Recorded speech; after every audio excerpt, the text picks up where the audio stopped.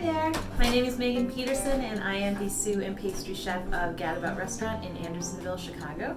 And today I'm going to be doing a quick cake decorating tutorial for you. I know we're all stuck inside and a lot of things like birthday parties have been canceled or postponed, so I just wanted to show you guys a way that you can celebrate in the comfort of your own home with a lot of stuff that you probably already have in your pantry.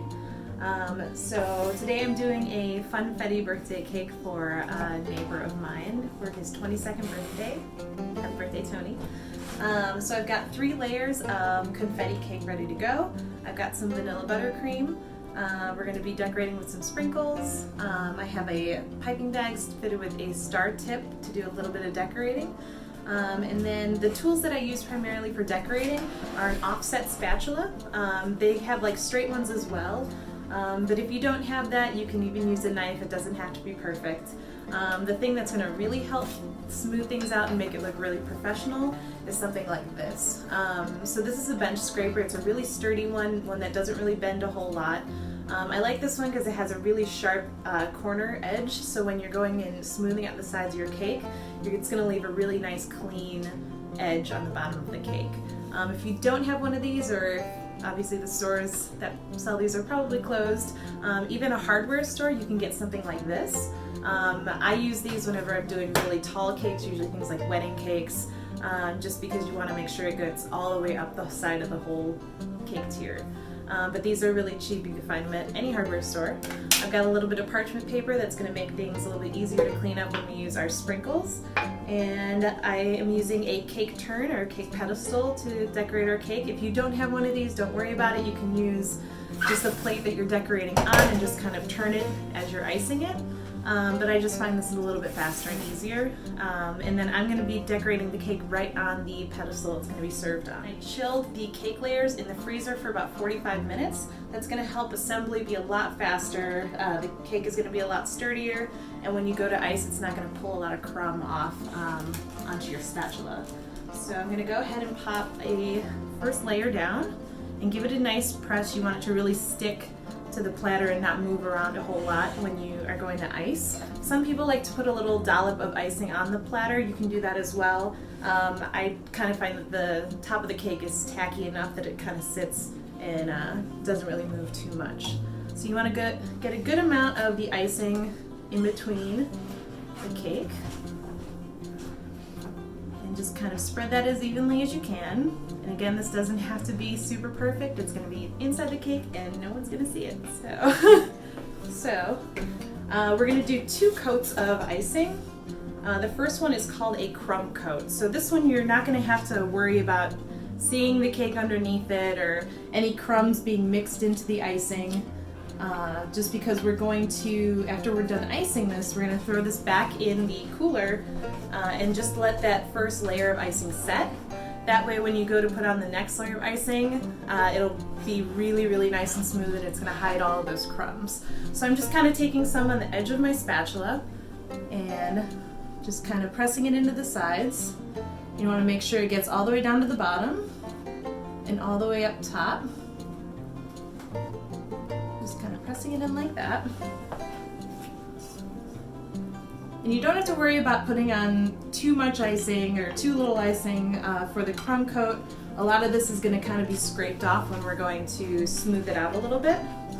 But you definitely want to make sure that there aren't any holes and that everything is completely covered. So I'm going to take that bench scraper right here, and you want to keep it vertical and perpendicular to the platter.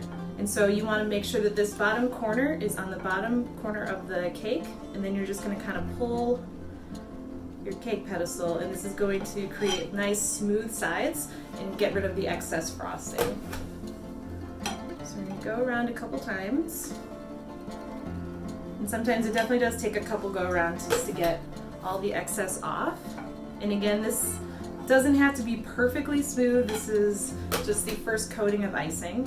You just want to make sure that everything is covered, that when you go to do that second coat, you're not going to have any crumbs pulling off or showing through the icing.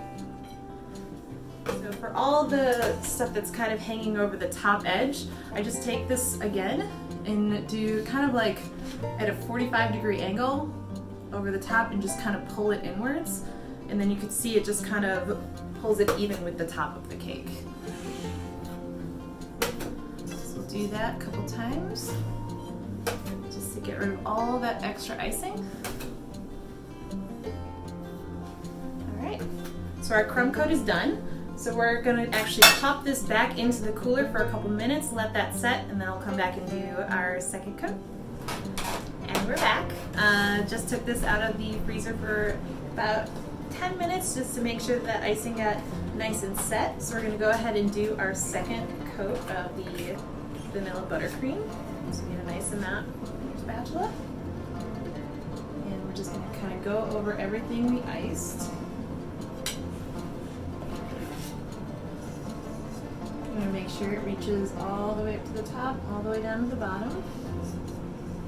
And you can kind of already see how you're not really seeing any of those cake layers behind the icing. All right, we'll go ahead and smooth that out.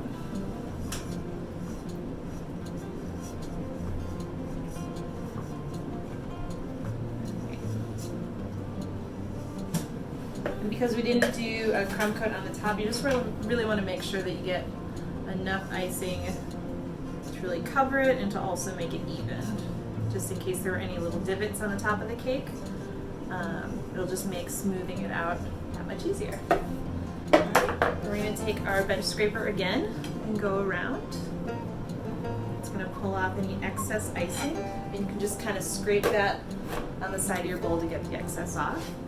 And when I was first learning to do this, the hardest part for me was making sure that this stayed really vertical, because sometimes when you are not really looking at it at the right angle, you'll notice that you were holding it like this and your cake is kind of shaped like this. So every once in a while I'll kind of check the cake and make sure that those sides are still nice and vertical. Once you kind of learn these few tricks and you can do it on your own, it's really nice not to have to go out to a bakery every time you need a cake to celebrate something. You can just kind of do it on your own. But let's get into some sprinkles. So I went ahead and cut off a piece of parchment paper, and I'm going to put that on the work surface right underneath where I'm working.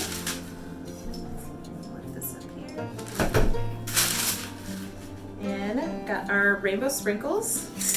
So what I'm going to do is just kind of get a nice big handful of these. And I'm going to kind of start at the top, and I'm going to just kind of gently press my hand with the sprinkles and just slowly turn the cake on the pedestal. Any of the extras are going to fall down onto the platter, and then at the end you could just kind of scoot them off onto the parchment. It's going to make it a lot easier to clean up. But you can do this, I'm starting at the top just because I'm going to cover the entirety of the cake. You can even do this as a border if you want to just start at the bottom and go around like that. And you could just have kind of a rainbow border going around the bottom of your cake. But I like them to be super colorful, so I'm going to do the whole side. Alright, so as you can see, we just went ahead and did the whole outside of our cake. It's ready to go. So I'm just going to kind of scoot over our cake pedestal. And then we have that parchment paper that we collected all of our sprinkles on. And we're just going to tip that right into our jar. Easiest cleanup ever. Sprinkles, if not on paper, can be a disaster. So we are going to do a little bit of decorating on the top of this cake. So I took the rest of the icing that we had and just put it in a small piping bag with a star tip. You can use whatever tip you like. I just really enjoy a star tip. Your piping, you want to make sure that you're piping and you're just kind of doing like a gentle squeeze on the piping bag, and you want to make sure that your pipe is completely perpendicular to your cake. And then you're just going to kind of slowly wrap it around itself, and then you'll have like a rosette. That's perfect. And then we're going to do a couple smaller rosettes on the side. And so I like to just kind of start here and just build my way out of one of these corners. Thanks so much for joining me, and I hope you were able to pick up a couple tips and tricks to make some birthday cakes or celebration cakes home on your own. I'm wishing you all the best and wishing you health and happiness, and best of luck for the rest of this quarantine. See you next time. Bye.